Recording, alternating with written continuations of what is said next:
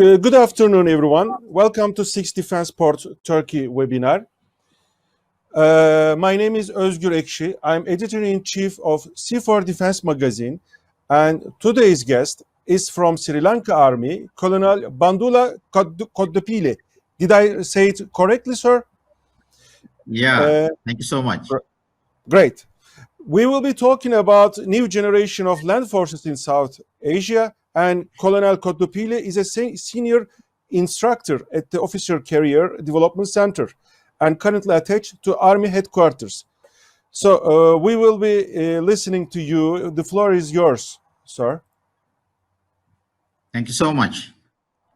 It is a great pleasure and honor for me to take part in this 6th Defense for Turkey virtual exhibition and this webinar session representing my country, particularly Sri Lanka Army. Both Sri Lanka and Republic of Turkey enjoys a very good relationship. My endeavor today is to present some of the challenges we face related to national security and our thoughts about land force modernization. It is a known fact that South Asian region has experienced many distinctive challenges since the end of colonization, resulting protracted conflicts. Traditional security issues which are against the essential national values, territorial integrity and political sovereignty, and traditional responses to them are constantly evolving due to the impact of revolutions in military affairs, new ideas in political and economic domains. Diplomacy plays a major part in traditional security measures apart from armament and weapon system development. Although some traditional threats continue to date, non-traditional threats and challenges are predominant due to emerging new trends. South Asia continued to be vulnerable for religious nationalism and sectarian violence, tribal conflicts, separatist insurgencies, ethno-nationalities struggles, violent extremism, left-wing rebellions, and terrorism. Non-traditional threats are also challenging the survival and well-being of the people. The food and water crisis, spread of pandemic diseases across geographic boundaries, natural disasters, environmental challenges due to climate change, transnational crime, the terrorist criminal nexus, and entailing socio-political conditions are the main causes that creates instability and fractions in the society. The population growth, poverty, and lack of economic stability has created many conducive environments to aggravate the situation. The geopolitical interest and competition among great powers in the region make it more challenging and complex.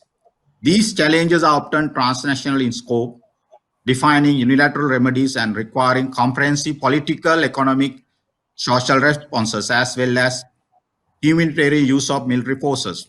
Above all, it is a common feature that financial stability is essential to meet the security aspirations of state due to ever-changing nature of warfare, technology, as well as new trends related to threats that underpins the asymmetric nature of conflicts, which determines the contemporary operational environment and context.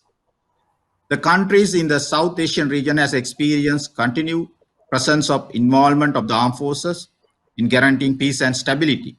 Hence, the land force component has been needed to maintain peace and stability, thus addressing traditional and non-traditional threats, and to provide humanitarian assistance and relief, as well as during natural and man-made calamities.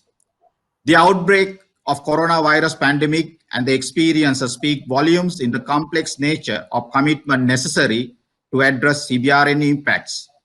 These compelled us to rethink as how vulnerable a society could become and the continued efforts necessary to counter terrorism. These complex demands that the land force need to change and adapt, accepting the evolving nature of security threats and challenges. The modification and modernization of the land force need to focus on varied capabilities and capacities to maintain a balance between what is desirable and feasible.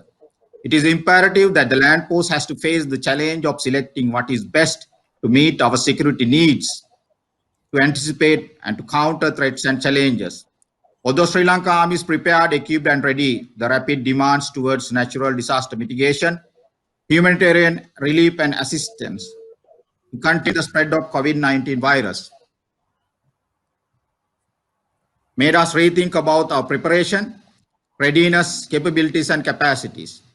In this backdrop, it becomes imperative to accept the need to change the posture of the land force by developing the capacities and capabilities embracing modernization. Intrinsic characteristic of the land domain will essentially define the role of land forces and their positioning in the overall military strategy. The conditions vital for genuine strategic use of land force would be created by these features of the land domain. This initial exploratory approval also requires us to consider these forces' relationship to other domains, namely air, sea, outer space, and cyberspace, which, unlike land, are the commands that control of which is an essential prerequisite for any armed action. Our operational experience over the last 2 decades has clearly demonstrated the unique and important role played by other services. Our abilities to respond to challenges for the future perspective demands of strategic rationale in the physical environment and the human field as well. However, we must devise ways and means of handling such challenges either by avoiding, defeating, compromising, accommodating, or collaborating. The multilateral nature of legitimacy, efficacy, and functional issues should need to be considered in this endeavor. The objective of the modernization of the land force is to maintain a balanced posture in the capabilities and capacities to meet the deployment requirements, to facilitate the force to undertake diversified tasks that is essential to maintain peace, stability, and nation building. In this endeavor, the capabilities and capacities in terms of tactical mobility, surveillance, engineer, communication, disaster response, CBRNE, cyber, and electronic warfare, and also special capabilities necessary for the nation building efforts are the most relevant. The modernization of the land force should be focused to enhance combined, joint, and interagency operation capabilities to meet the security aspirations of the nation. Surveillance is essential to conduct precision operations to exploit success, lessening likely risk and vulnerabilities. The operational and tactical level surveillance capabilities and capacities should assure us the reliability and relevance of information under any context or situation to enhance and strengthen our intelligence operation efforts. Surveillance drones has proven its versatility during varied operations. The development of surveillance capabilities and capacities to counter terrorism and other transnational threats should also be a priority concern. However, one of the main requirements should be to maintain dedicated surveillance assets for disaster mitigation and humanitarian relief. Hence, developing concepts to get the best use of drones during combat operations, disaster relief operations, as well as nation building effort is necessary.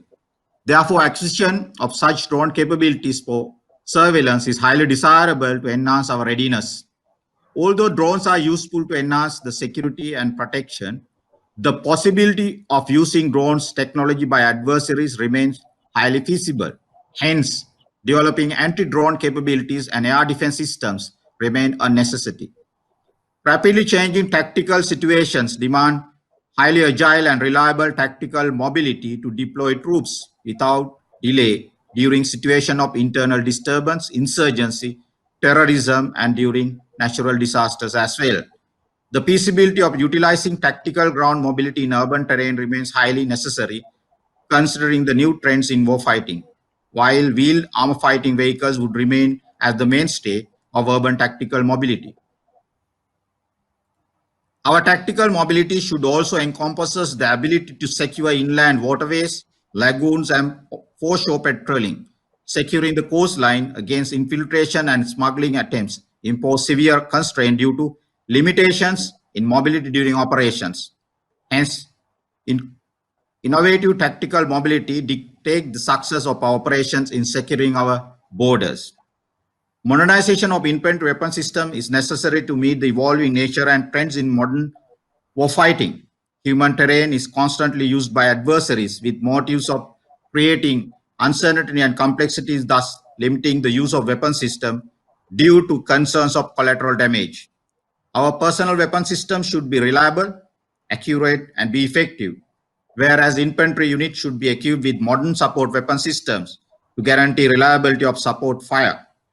Modern weapon systems, both lethal and non-lethal, are invariably necessary to conduct effective counter-terrorism operations.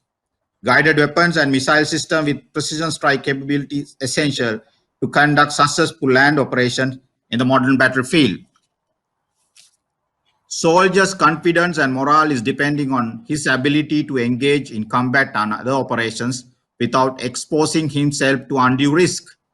His equipment and protective gear should enable him to carry out his operations with confidence. Technologically enhanced terrain and situation-sensitive protective gears and equipment is essential to assure safety and protection of the force always.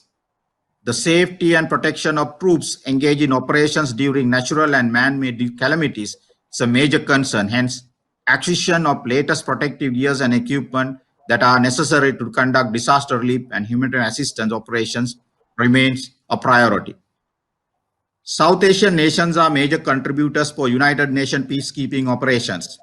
Hence, special considerations are emphasized to meet the mission, the mandate, situation, and terrain, whereas United Nations peacekeeping missions are deployed in some of the most difficult terrains, having major implications on mobility and surveillance. Matching tactical requirements, capabilities, and capacities may remain a challenge, hence constant preparation and acquisition of capabilities and capacities is a prerequisite to meet UN goals for peacekeeping missions in conflict regions in the world. Enhancing our readiness with adequate training and preparation for humanitarian assistance and disaster relief during natural and man-made calamities will only be feasible by satisfactorily equipping the troops to operate in various situations.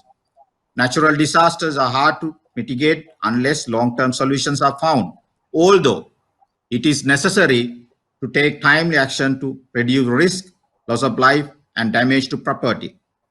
A reliable communication system, engineering assistance, support, transport, surveillance, rescue capabilities, emergency medical support and evacuation, water supply are some of the most important areas that need capability and capacity development to conduct effective disaster relief and humanitarian assistance operations. In this context, the land forces should have quick reaction capability to assure rapid response with own sustainability and administration system in a self-contained, self-sufficient, and highly mobile platforms as well. A collaborative and coordinated approach with all public and private sector stakeholders is the key to success. A rapid response to disaster situation and ensuring stability at the earliest is desirable to enable the civil community and administration to take over the control of the situation. The COVID-19 pandemic situation made us rethink about our preparation and readiness for such eventualities and how best we should enhance our capabilities and capacities to prepare our armed forces to mitigate the circumstances and to assist the health authorities when the need arises.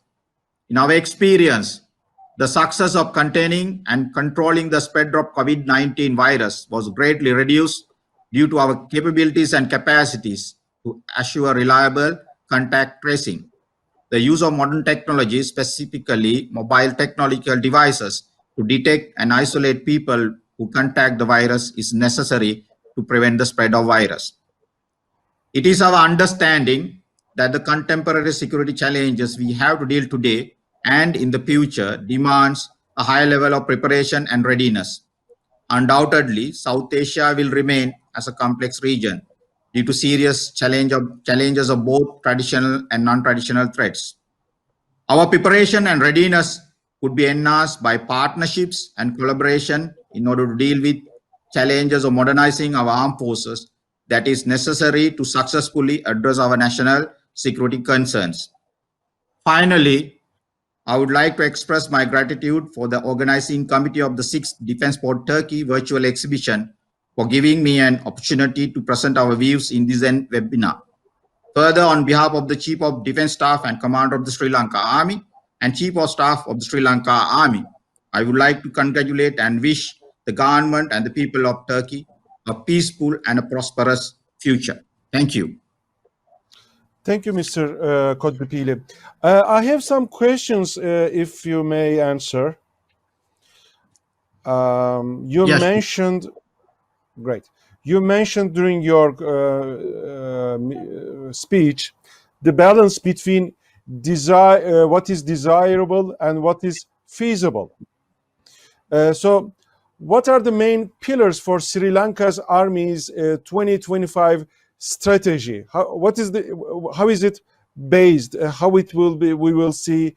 It will be constructed in the near future.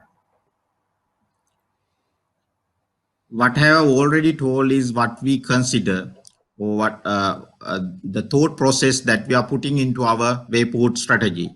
And then we have identified the gaps between our capacities, capabilities, and readiness in order to prepare ourselves for the challenges that we have to face. So, like I said, any nation can, wish for many things, but then, like I said, the budget constraints will, restrict what you want or what is, feasible and desirable for you. And that defines where you need to, carefully articulate your strategies in order to identify your priorities, and that is also depend on the threat perception. I see. So, if we talk about Turkey, as far as I understand, there is not much arms trade between Turkey and Sri Lanka army. What steps Turkish companies should follow in Sri Lanka army procurement processes? Because there are some tenders, and as far as I can see, mostly Chinese and Russian systems are in Sri Lanka, if I'm right. We have some weapons and equipment from a number of countries. According to my understanding, our inventory has, systems from different countries. So the decision to acquire new weapon systems or equipment, or such decision will be made by the highest authorities, and considering the availability, feasibility, like I said, the budget constraints, and there will be many considerations in my knowledge, but the MOD and the people who are responsible to make such decisions will decide with whom they are going to, come into agreements on such matters. So can we clarify the first steps that would follow for the beginning? Is there any process? Is there anything that you can explain about that? How should do they directly come to the land forces, or is there any institution that they should be applying for? According to my knowledge, it is the Minister of Defense who is dealing on such matters, not service specific. Yeah. I see. And is there any production planning in the supply of ammunition in the land forces for the future? Do you plan to build your own ammunition system for the future, or do you plan to buy from abroad? According to my knowledge, like any other nation, we would like to have such, industries, but I don't know whether we are in the right moment to start something like that, according to my knowledge. I see. And I see. Okay. How do regional conditions, if we ask, conditions create supply elements in the ground forces? Can you elaborate this? Can you come again, please? I mean, for the region, what do you need in near future to buy for land forces due to the regional conditions? What do they oblige you to buy urgently? Yeah, like I said, we are pretty much, prepared to face certain kind of challenges. Like, we had 30 years of conflict in Sri Lanka. Mhm. Then again, we are thinking about developing mainly, prioritizing, acquiring some capabilities for this disaster mitigation and humanitarian relief. This is one Mhm. area the Asian countries need to, consider. And also for any process of acquiring new, capabilities, weapons or equipment or inventory, we have open tender system. So anybody could apply for that. It is available. So like you ask, in the future you will see what we are desiring to acquire, and then the Turkish companies could also submit their proposals to us. We have I see. open tender system. Okay. Thank you, Colonel Kodupile. Is there anything that you would like to explain more, or that I didn't ask that you would like to explain? I think I have presented a comprehensive paper, and I have explained entirely our thought process in that, and most of the things I have covered, I think. Thank you so much. Thank you very much for joining us. Thank you. Hope to meet you Have a after nice day. the COVID is over. Have a nice day, you Sure. too. Thank you. Have a nice evening. Bye-bye. Bye bye. The sixth webinar is over. Thank you for joining us.